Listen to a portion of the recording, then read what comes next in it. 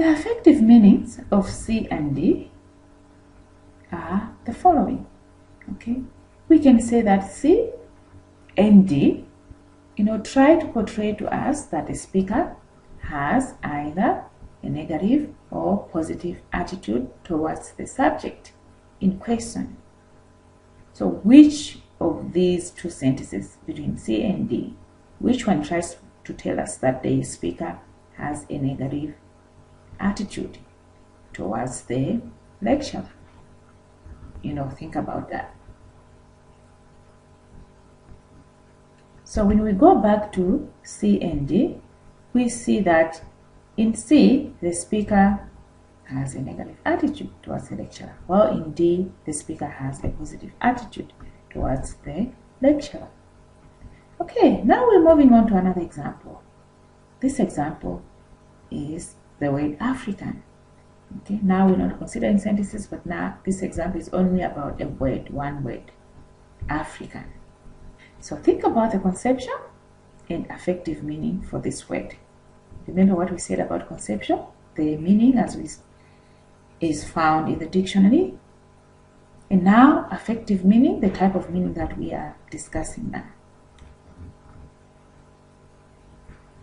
The dictionary meaning of the word African, which is our conception meaning, is someone born in an African continent, presumably from black parents.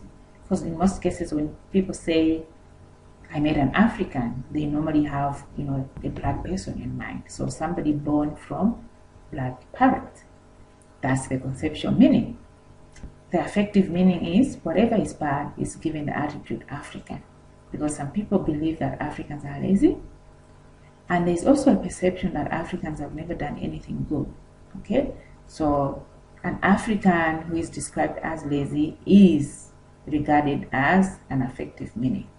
Okay, and if also have maybe other negative, connotations about the word African, that would also be regarded as an affective meaning. Okay, still with affective meaning, intonation, the way we say things, may also give somebody a certain meaning, a certain affective meaning. Okay, how do we say our words? How do we say our statements? How do we utter, the things that we would like to convey to other people? So the intonation also matters, especially the one that is accompanied by, some facial expression. So in this case, we're regarding intonation. Intonation is used frequently as a device to communicate attitudes and feelings. It can also, in this case, completely override the literal meaning of a sentence. So we need to be careful with how we say words, how we convey our messages. The tone may also provide another meaning, okay, above the word, the literal meaning of a sentence, or above the literal meaning of the word itself. Okay, now we're moving on to the fifth type of meaning, which is known as reflective meaning. Reflective meaning arises in cases of multiple conceptual meanings. That is, when a word has multiple meanings. Okay. This can also take us back to the first type of meaning, conceptual meaning. Remember we said that conceptual meaning is the denotative meaning of the word.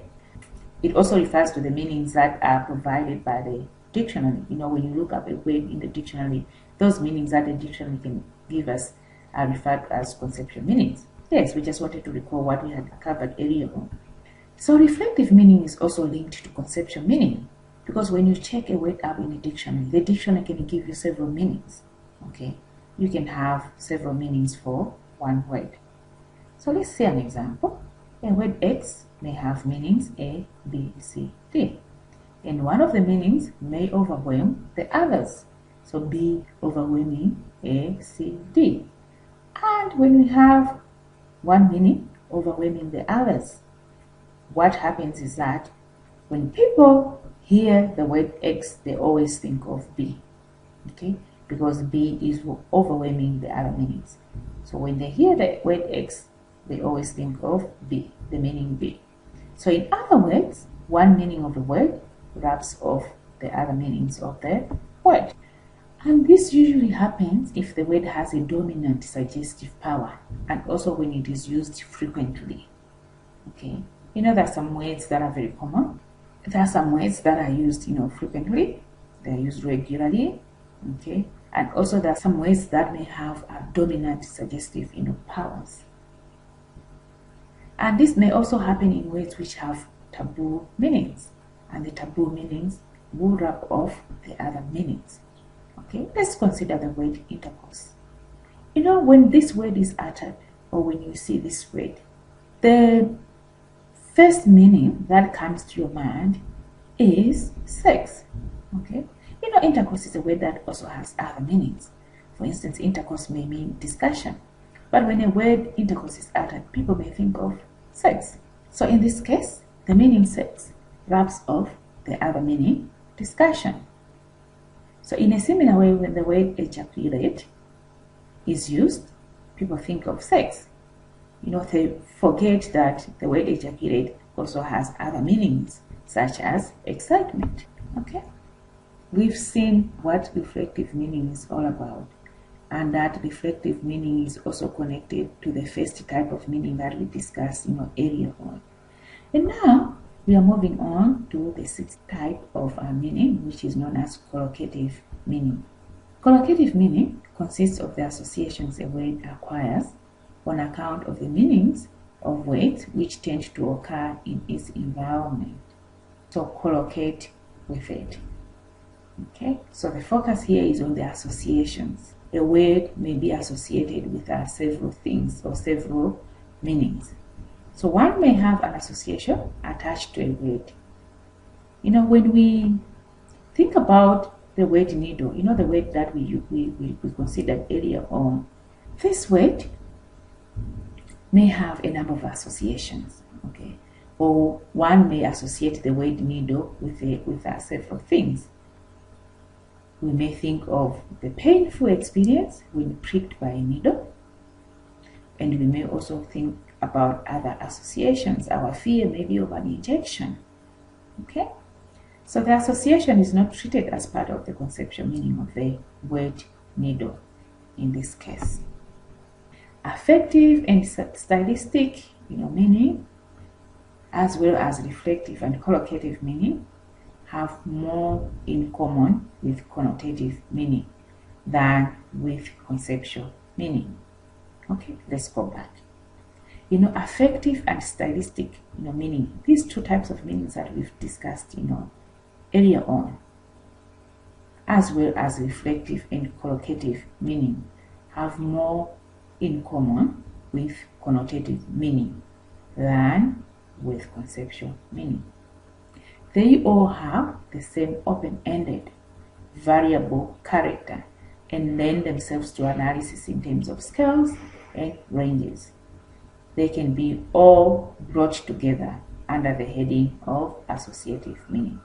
So what we're trying to say here is that affective and stylistic meaning and also reflective and collocative meaning vary. They vary. Okay, they are not stable. They are not fixed. They may vary according to different factors. Remember the factors that we discussed earlier on, like age, like dialect, okay, and also time. So these types of meanings are not stable. Okay, they are not fixed. But conceptual meaning is stable. Okay, it does not vary.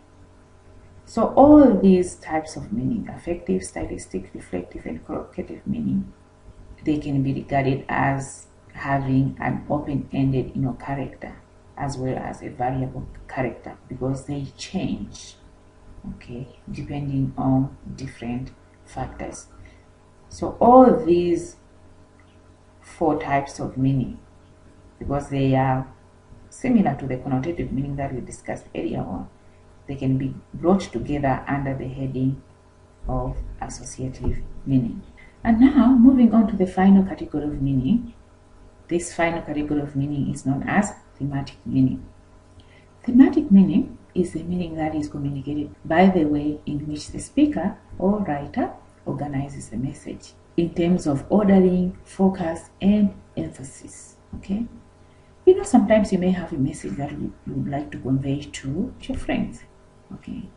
And the message may be conveyed in different ways. You may compose your message in different ways, okay? And when we are talking about composing the same message in different ways, let's consider these examples, these two examples, F and G. Mrs. Bessie Smith donated the first prize, and the first prize was donated by Mrs. Bessie Smith.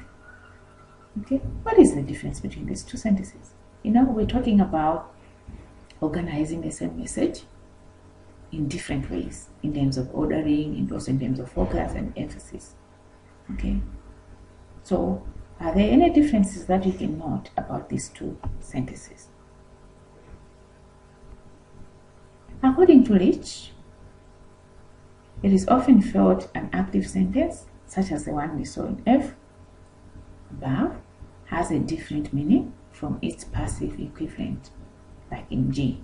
Okay, but these two sentences are conveying the same meaning, but they've been composed, in different ways, because one of them is active, okay, and then the other one is passive. Okay, the differences, going back to the question that I asked you earlier on, the differences that you can note about between F and G is that one, the first sentence is in active form, and then the second one is in passive form. Okay, so here we can assume that the active sentence answers an implicit question: what did Mrs. Bessie Smith donate? While the passive sentence answers the implicit question: who donated the first prize? So in other words, sentence F, in contrast to sentence G, suggests that we know who Mrs. Bessie Smith is. Okay, now we've reached, the end of our topic. But remember, we were discussing the 7 different types of meaning. Okay, so having looked at this topic, we are able to maybe link, these types of meanings to other things that we know, to our own, life, to our own experiences. So this topic has enabled us to see that there are different ways to explain the meaning of a word, phrase, and sentence. And this is possible because of the different types of meanings that we have discussed. Okay. And from this topic, we can also say that if you don't know the speaker's intention, it is easy to misinterpret them, because your speaker may have for instance, the conceptual meaning in mind, but when you have a different meaning altogether, maybe conceptual, maybe reflective. Okay. From this topic, we have also learned that there is variation in terms of speaking due to different factors. I hope you are able to recall these factors because we looked at them in detail. Okay, thank you very much. This marks the end of our topic number 2, which was about different types of meaning. So if you want to read more about this topic, the different types of meaning, you may want to consult a book by Rich and also another book by the same author. All these 2 books have the title Semantics. So these 2 books are going to tell you more about what we were discussing today. Okay, thank you very much.